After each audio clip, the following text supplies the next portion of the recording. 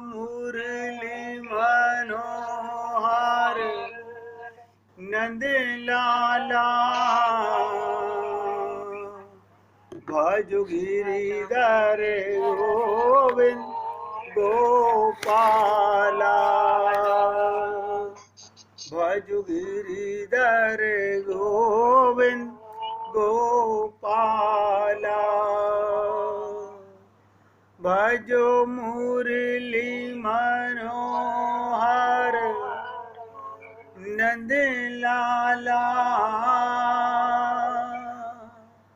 भजो मुरली मनोहर नंद लाला भजो गिरिधर गोविंद गोपाला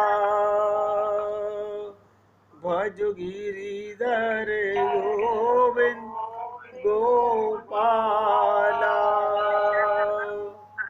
बोलिए वृंदावन बिहारी लाल की जय। जय जय श्री राधे जय जय श्री राधे। सभी भक्तों से निवेदन, बहुत एकाग्रचित होकर सत्संग में बैठना चाहिए। अक्सर ऐसा देखने में आता है, हम चाहते तो हैं कि हमें पूरा लाभ मिले, लेकिन हमारी पूरी कंसंट्रेशन नहीं हो पाती, क्योंकि हम एक साथ कई कई कामों में व्यस्त रहते हैं। इसलिए मैं सभी से निवेदन करता हूँ, एकाग्रचित होकर के सुनिएगा। आज 24वां पासूर है। गोदा मैया कल तक भगवान से प्रार्थना कर रही थी हमारे लिए कि हे गोविंद, हमारी गोपियों की गोष्ठी के बीच में आकर के सिंहासन पर आप विराजमान हुए, तब हम आगे की बात आपसे करें। भगवान केवल जीव का चित्त देखते हैं, हृदय देखते हैं कि उसमें कितनी शुद्धता है या नहीं। जैसा गोप कन्याएं चाहती थी वैसा ही भगवान श्री कृष्ण ने किया। क्या मतलब? बस भगवान भक्त के कहने के अनुसार अपनी लीलाएं ढालते रहते हैं, लेकिन कब? जब वो पूर्ण रूपेण जीव को देखते हैं कि इसने मेरी अनन्यता, मेरी शरणागति स्वीकार कर ली है, तब। तो आज के पासूर में भगवान शय्यागृह से चलकर गोपियों के बीच सिंहासन पर जाकर विराजमान हो गए। भगवान आपके हृदय में विराजमान तो हैं, लेकिन आपको लाभ नहीं मिल रहा, क्योंकि अनुभूति नहीं हो रही। अनुभूति क्यों नहीं हो रही? जिसको अनुभूति होती है वो अभी खाली नहीं है, वो संसार में व्यस्त है, एकाग्र नहीं है। ये देखकर वे अपने आगमन कार्य भूल गईं। गोपियां, देखिएगा, जैसे ही भगवान का साक्षात्कार अनुभव होता है, ये जीव सब कुछ भूल जाता है और श्री कृष्ण की बहुशरद गाथा का गान करने लगता है। ये बहुशरद गाथा क्या है? केवल भगवान का सुमिरन, भगवान की लीला, भगवान का कीर्तन। संत महात्मा कहते हैं, रे मन, रे मेरे मन, ध्यान से सुनेंगे आप सब लोग। भक्त लोग कहते हैं, रे मेरे मन, तू क्यों नहीं श्री कृष्ण का गुणगान करता?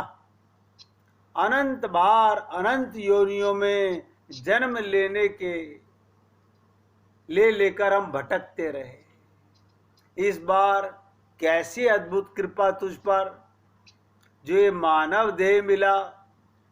सदगुरु रूप में स्वयं भगवान ने तेरा हाथ थाम लिया, फिर भी तू विभोर नहीं होता।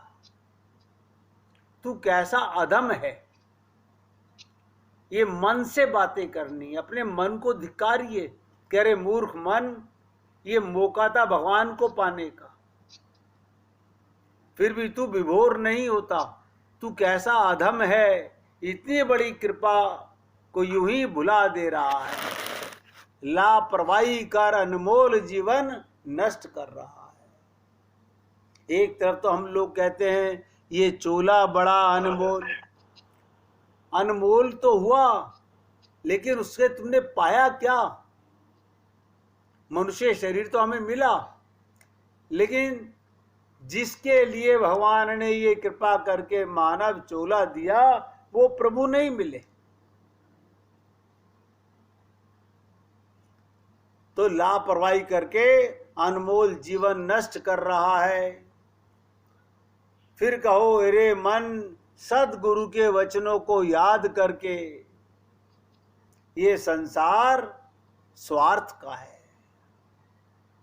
तू इसके जाल में ना फंस। पर देखते हैं तू तो जान जानकर धोखा खा रहा है। संसार के ये नश्वर पदार्थ तुझे अपने आकर्षण में बांध रहे हैं।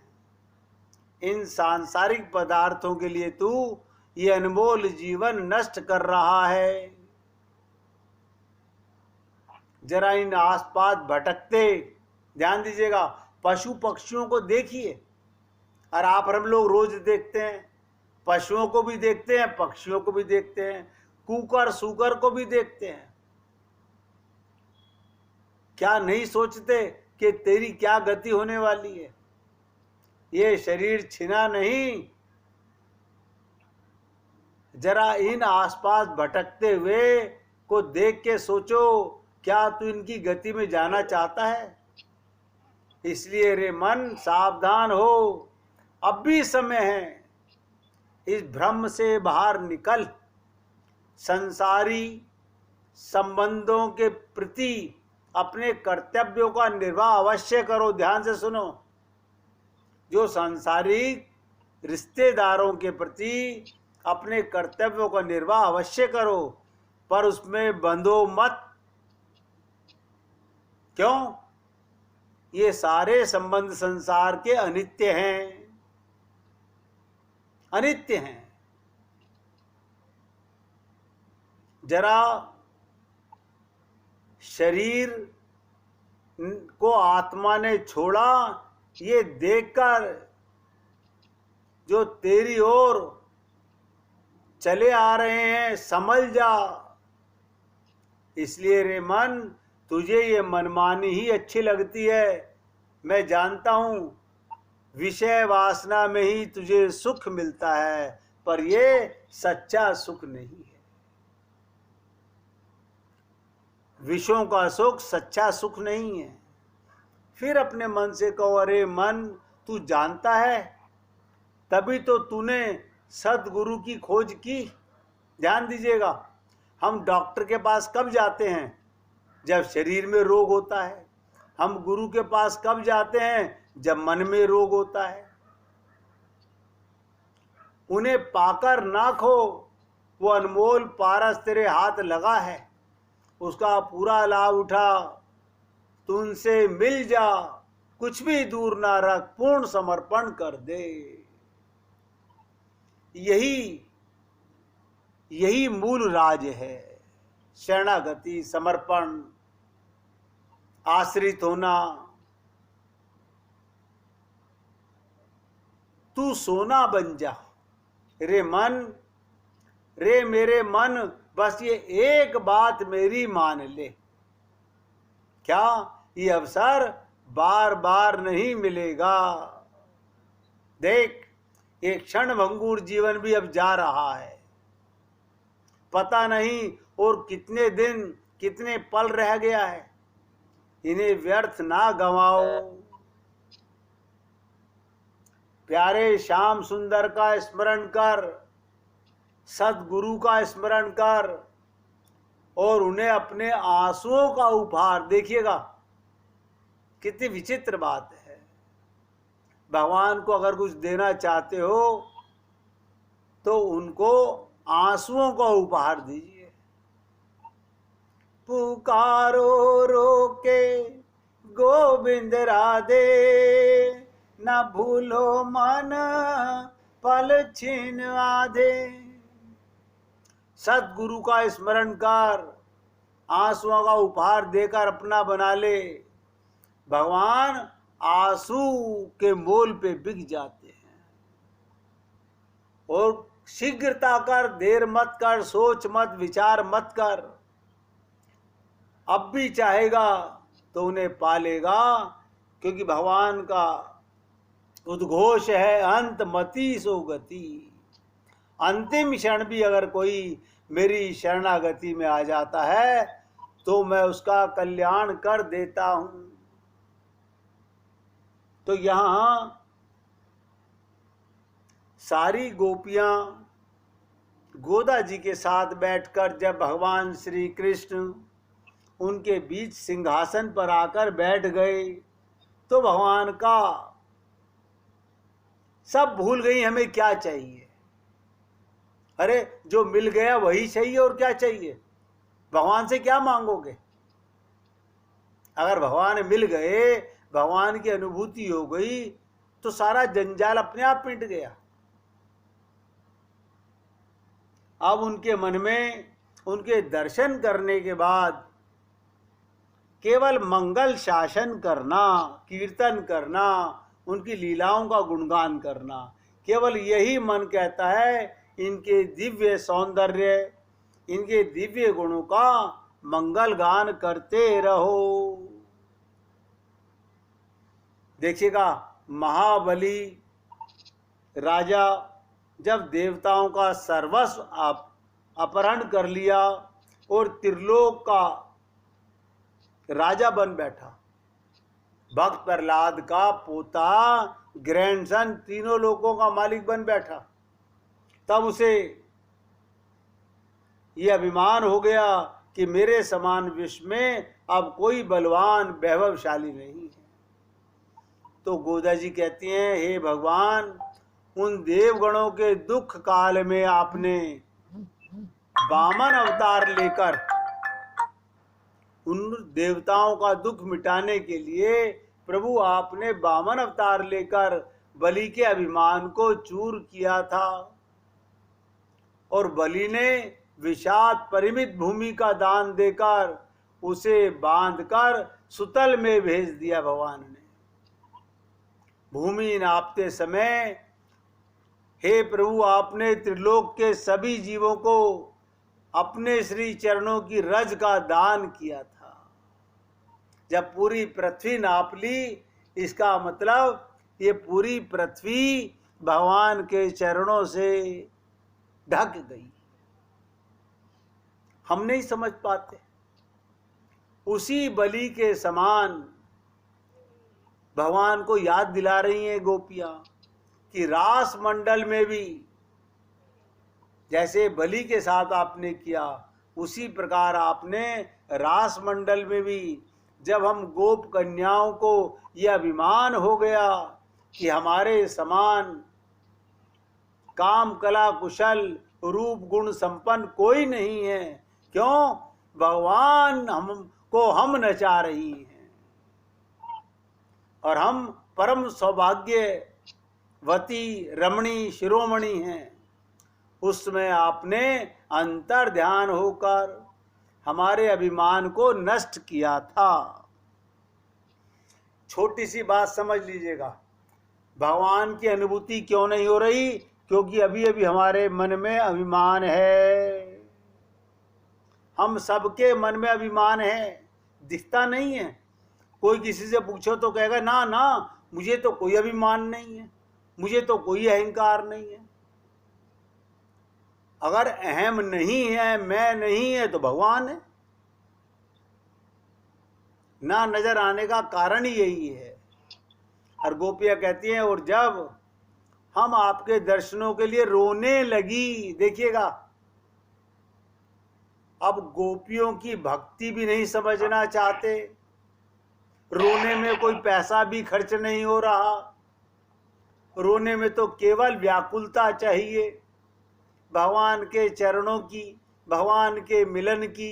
इस देह को कृतार्थ करने के लिए सबसे सस्ता साधन। ये आंसू आते क्यों नहीं? हमारे हृदय में आंसू आते क्यों नहीं? उसका कारण है अभी हमने भगवान के वियोग को महसूस नहीं कर रहे, भगवान से हमने अपना संबंध परिपक्व नहीं किया, माना है बस। जिस दिन देखिएगा हमारे शरीर का रिश्तेदार, परिवार का कोई मेंबर अगर ना मिले तो कैसी तड़प, कैसी व्याकुलता होती है। भगवान के लिए वो व्याकुलता नहीं है।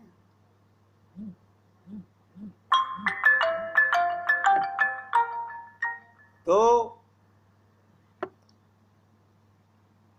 हम परम सौभाग्यशाली रमणी शिरोमणि, हमारे मन में अहंकार आया गोपियों के, उस समय आप फिर अंतर ध्यान हो गए। और जब गोपियों ने अपनी भूल को सुधारा, ये प्रेरणा दे रही है गोदा जी, लक्ष्मी जी सभी जीवों को अपने अंदर किसी बात का अभिमान मत लाओ। और जब हम आपके दर्शनों के लिए रोने लगी और विरह अग्नि में जलने लगी। अब विरह तो जब होगा जब प्रेम होगा,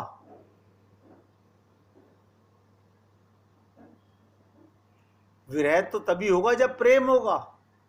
मिल गए तो ठीक है, नहीं मिले तो कोई बात नहीं।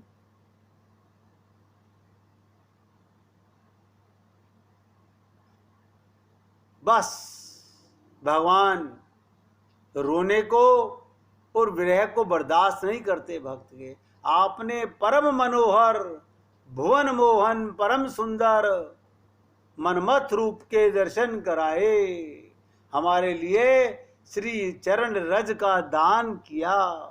अतः हम आपकी इस लीला की तुलना वामन भगवान की लीला से करती हैं।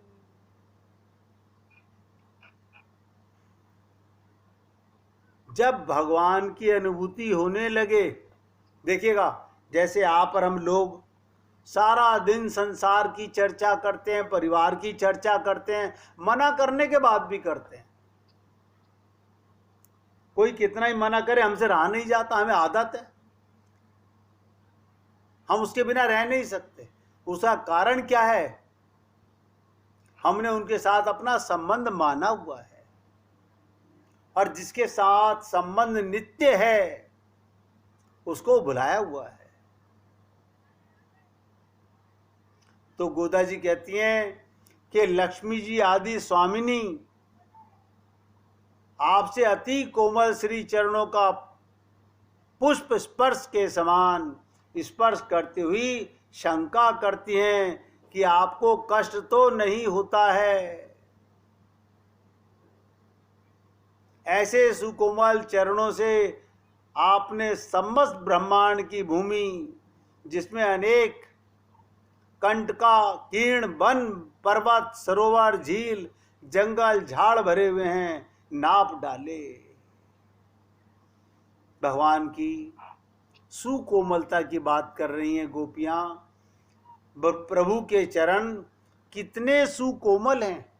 एक छोटा सा दृष्टांत बता देता हूं। गोपियां आपस में बैठकर एक गोपी बाकी गोपियों को लीला सुना रही है कि मैं तो भगवान का ध्यान कैसे करती हूं कि भगवान जब गैया चराने के लिए वन में जाते हैं, नंगे पांव होते हैं और उनके इतने सुकोमल चरण हैं।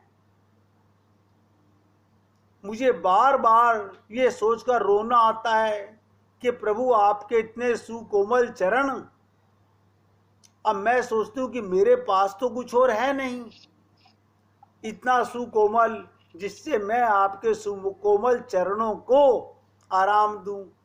तो क्या कहती हैं गोपियां, ये श्रीमद् भागवत महापुराण के अंदर वर्णित है श्लोक के अंदर कि हे गोविंद, हम आपके सुकोमल चरणों को अपने स्तनों पर इतनी आराम से छुआती हैं कि हमारे कठोर तन की खाल भी आपको चुभ ना जाए। क्या सोचेंगे आप और हम लोग, क्या पराकाष्ठा होती है भगवान के प्रेम की। और कहते हैं ऐसे सुकोमल चरणों से आपने सारे ब्रह्मांड की भूमि, जिसमें वन पर्वत सरोवर झील जंगल झाड़ सब भरे हुए नाप डाली, उसमें आपको असह्य कष्ट अवश्य हुआ होगा। हम उस लीला का, देखिए गोदा जी क्या बता रही हैं, हम जब उस लीला का स्मरण करती हैं, आप और हम लोग तो स्मरण ही कर सकते हैं, मगर भगवान आपके स्मरण करने को भी अपना प्रेम मानते हैं। मगर हम स्मरण करते कहाँ हैं? ध्यान दीजिएगा, ये जो मैं आपसे बोल रहा हूं ये तो श्रवण है, जो मैं बोल रहा हूं और आप सुन रहे हैं ये तो श्रवण कर रहे हैं, है ये भी भक्ति। स्मरण कब? जब आप खुद भगवान की उन लीलाओं में गोता लगाओ और सोचो कि काश मेरे कान्हा, मेरे प्रीतम मेरे सामने आ जाएं और वो जंगल से आ रहे हों, तो मैं उनके सुकोमल चरणों को कैसे आराम पहुंचाऊं।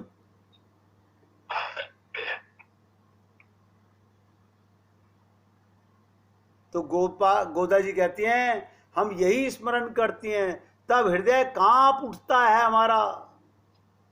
सारे भूमंडल को नापने में आपको केवल 2 बार ही चरण विन्यास करना पड़ा, परंतु हमारे लिए तो आपको 8-10 पग चलना पड़ा है। कितना अधिक कष्ट आपको हुआ होगा। देखिए गोदा जी का कि आप शयन कक्ष से निकलकर सिंहासन पर आकर बैठे हैं, कितना अधिक कष्ट आपको हुआ। आपके कष्ट का अनुभव हमें असहाय हो रहा है। कहां से लाएं वो मन, कहां से लाएं वो हृदय कि फट जाए भगवान की लीला सुनकर, रहा ना जाए। एक एक पल भगवान के विरह का युगों के समान नजर आने लगे।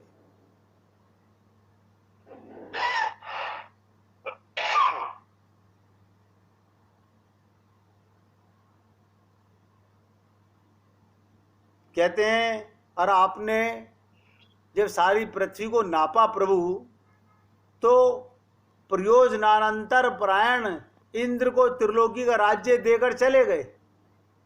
आप 52 अवतार में आए, बाली से सारी भूमि ली और इंद्र को देकर आप चले गए, तथा राजा बलि अपने अवदान गुण का झंडा फहराते हुए सूतल लोक चले गए। उनमें से किसी ने भी आपकी कोई सहायता नहीं की। उस समय हम वहां उपस्थित नहीं थी। आप सोचिएगा, काश आप और हम लोग भी कभी ये विचार कर सके कि प्रभु जिस समय आप बाल लीला कर रहे थे, हम भी वहां ग्वाल बाल या गोपी रूप में होते तो हमें क्या अनुभूति होती।